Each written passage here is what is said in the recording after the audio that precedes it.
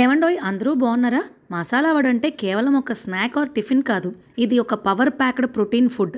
చాలా మందికి ఇవి క్రంచీగా రావు. దానికి మీకు ఒక చిన్న టిప్ చివర్లో చెప్తాను. తప్పకుండా చూడండి.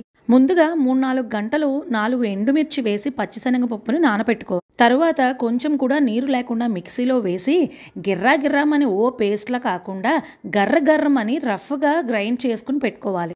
ఇప్పుడు దీనిలోనే సరిపడినంత ఉప్పు, ధనియాల పొడి, గరం మసాలా, జీలకర్ర, అల్లం వెల్లుల్లిపాయ పేస్ట్, కరివేపాకు, ఉల్లిపాయ ముక్కలు, కొత్తిమీర వేసి బాగా కలిపి చేతికి తడి చేసుకుంటూ వడలు మరీ సావిత్రి గారిలాగా లావుగా కాకుండా, అలా అని ఇలియానాలాగా మరీ సన్నగా కాకుండా అనుష్కలాగా సరిపడాలాగా చేసి ఆయిల్లో వేయాలి. ఇప్పుడు వడలు క్రంచిగా రావాలంటే టిప్ ఏంటంటే ఆయిల్లో వేసిన వడలని 2 మినిట్స్ మీడియం హైలో ఫ్రై చేసి తీసేసి మళ్ళీ ఒక 2 మినిట్స్ తర్వాత సెకండ్ టైం ఆయిల్లో వేసి ఎర్రగా అయ్యే వరకు ఫ్రై చేయాలి. ఈ వడలను తింటే మన నోట్లో కరకరమని డీజే సౌండ్సే.